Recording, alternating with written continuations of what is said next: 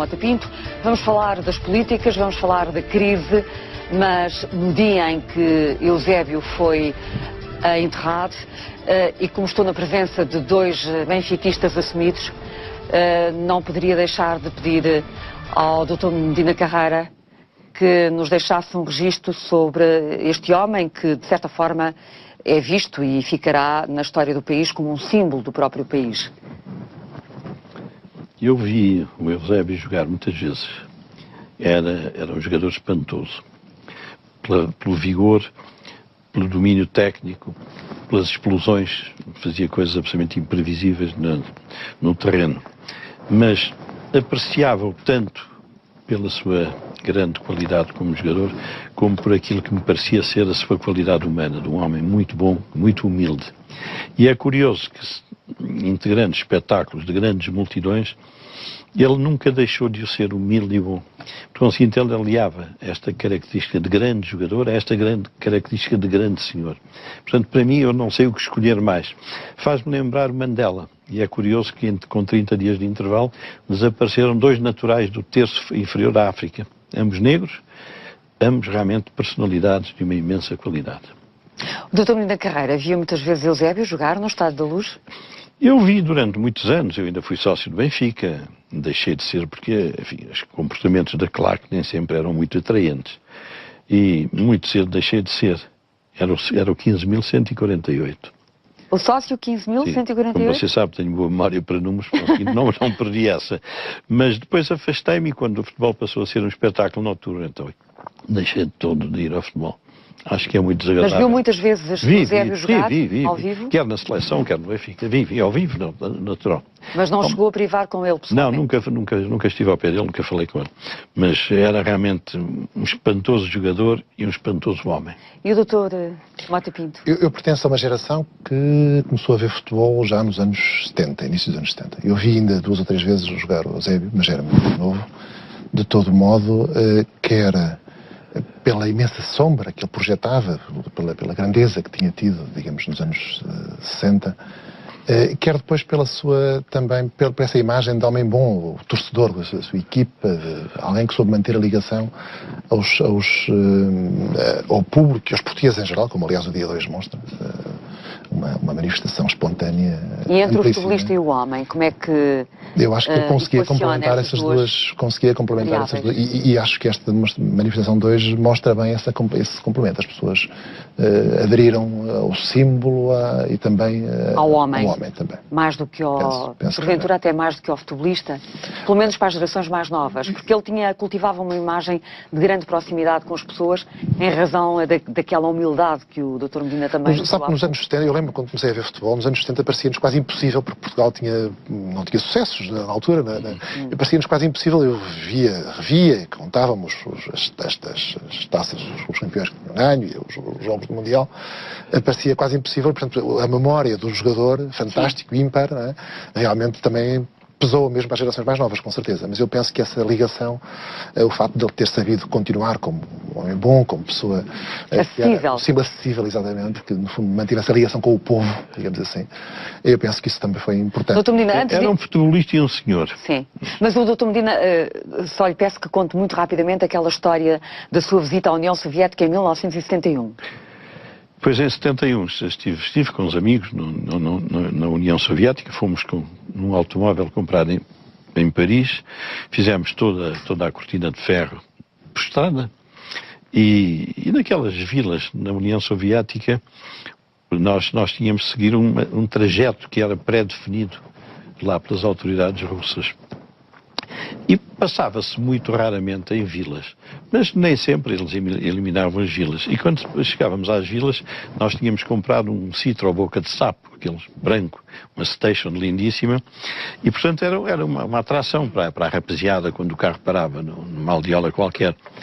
E éramos logo atacados. A primeira coisa que os moços procuravam ver era a velocidade que o carro podia atingir, dava 250, não sei bem o que era. Isso espantava-os lá na União Soviética, não sei se os carros chegavam a 100. Quando viam 250 ficavam completamente surpreendidos. E perguntavam de onde é que vocês são e tal. E português, Portugal, e assim, Portugal e tal. Depois perguntavam Amália, Eusébio e Salazar. O Salazar tinha morrido um ano antes, ou dois, ou não sei o quê, e eles diziam caput, Salazar caput. No seguinte restavam a Amália e o Eusébio. Mas isso em todas as aldeolas perguntavam pelo Eusébio sempre que parávamos. Pela Amália e pelo Salazar. Hoje é o Cristiano Ronaldo, Hoje é o Ronaldo, que é identificado em todos os continentes. Vamos então à crise portuguesa, à situação em que estamos. Dr. Medina, quer fazer um enquadramento do tema? Sim, queria fazer um enquadramento muito rápido. Nós desembocamos na situação em que estamos porque durante mais de 30 anos as políticas de despesas públicas não tinham nada a ver com a capacidade para alimentar as despesas públicas. Mas isto não é dos últimos 10. É desde 25 de Abril, foi assim, e há aí gráficos que mostram que nós tivemos sempre déficit. Não há um ano em que haja um saldo positivo. Bom, isto funcionava porque o Estado fazia dinheiro. Por conseguinte, os problemas só surgiam quando nós não tínhamos dólares para comprar mercadorias importadas. Isto foi de tal maneira, a partir do momento em que a economia começou a minguar, que entre 2000 e 2010 as contribuições e impostos aumentaram 17 mil, enquanto o pessoal e as prestações sociais cresceram 25 mil. Quer dizer, foi um desaforo. A política de salários e a política de prestações sociais excedia largamente a capacidade de financiamento. E foi por esta via que nós desembocámos na situação em que estamos. E isto me atingiu, digamos, proporções tão escandalosas que de 2008 para 2009 as despesas com o pessoal e com as prestações sociais subiram 4,5 mil milhões. Quer dizer, bastaria que nós não tivéssemos praticado este desaforo de 2008 para 2009 para não estarmos nada numa posição parecida com aquela em que estamos hoje. Bom, isto realmente, volumetricamente, tem esta dimensão que impressiona, mas tem uma outra de que normalmente as pessoas, e há algumas pessoas da responsabilidade do governo atual, antes de serem governo, eu bem lhes referi, nós temos um grande problema em Portugal, que é a despesa pública. É um problema dificílimo, porque é muita, nós não conseguimos pagá-la, e porque interessa a 5, 6 milhões de pessoas. Quer dizer, tocar na despesa pública é tocar em 5 a 6 milhões. E é por isso que o Governo anda encravado, como está, nesta matéria. Mas o que é que acha desta decisão agora de alargar a contribuição extraordinária de solidariedade às pensões acima de 1.000 euros? Eu já discordava no ano anterior e discordo neste ano. Então, mas o Dr. Medina Carreira diz todas as semanas que o problema são os salários e as pensões. E, portanto, agora esta medida surge como? Não, mas isso tem que ser alguma coisa que não é feita assim a tiro de pistola. É uma coisa que tem que ser estudada e aplicada. Como você sabe, a minha opinião é que o maior defeito deste acordo que existe com a Troika é o tempo de duração. Nós conseguiríamos em 8 anos pôr as contas mais em ordem. Sem violência, sem esta violência, não é? Sem esta violência enfim, poderíamos gradualmente ir diminuindo a despesa. Agora, em 3 anos, diminuir quase 20 mil milhões é uma coisa disparatada. Então acha que este alargamento da contribuição extraordinária de solidariedade como resposta ao chumbo do Tribunal Constitucional é um tiro de pistola? Foi a expressão que utilizou. Eu acho que primeiro é um imposto. O Governo veio enganar a sociedade quando disse que não era um imposto. É evidente que é um imposto, é uma prestação coativa, sem contrapartida. Por seguinte, é um imposto. E não gostei nada da apresentação por um ministro que eu, aliás, prezo muito, que é o Dr. Marcos Guedes. Marcos Guedes, sim. Dizer, não, estão a aumentarmos o imposto. Eu achei uma coisa que não fica bem e caiu muito mal. Mas isto viola realmente a Constituição, porque o artigo 104 ou 103 da Constituição, não sei qual é, diz que haverá um imposto sobre os rendimentos das pessoas singulares. Um imposto. E isto é um segundo imposto. Então acha que isto não vai passar no Tribunal Constitucional? Não devia ter passado o ano passado e este ano não deve passar. O ano passado passou, mas o Tribunal Constitucional considerou que passou porque a medida foi apresentada como transitória. Sim, mas... Agora, aparecendo pelo segundo ano consecutivo, essa lógica de ser transitória já deixa de ter uma fundamentação. Já lhe vou pedir a sua opinião, que o senhor de Constituição percebe muito. Depois fica um quarto de hora. Não fica nada. Não, para se ter uma noção do aperto, é que isto não vai lá pelas receitas, isto só pode lá ir pelas despesas. Este é um gráfico assim mal feito que eu fiz ontem à mão de manhã. Sim. Que pretende mostrar realmente que isto sem mexer no pessoal e nas prestações sociais não se consegue pôr as contas públicas em ordem. Era bom que o Tribunal Constitucional olhasse para este gráfico para perceber isso.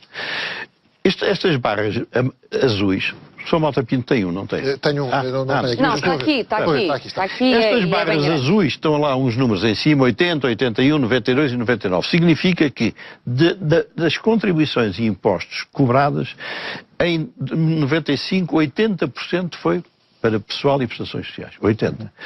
Em 2000, 81, praticamente a mesma coisa. Em 2005, 92, a economia começou a descer e os impostos começaram a fraquejar. E em 2010, a totalidade dos impostos, 99%, foram para pagar pessoal e prestações sociais. Sim. Isto significa que se não se mexer em pessoal e prestações sociais, não há solução. Também, então isso é contraditório com o que acabou de dizer há bocado. Oh, Judito, não é contraditório. Estou a dizer é que isto não vai pelas receitas, vai pelas despesas. É preciso é cortar aqui na despesa. Bom.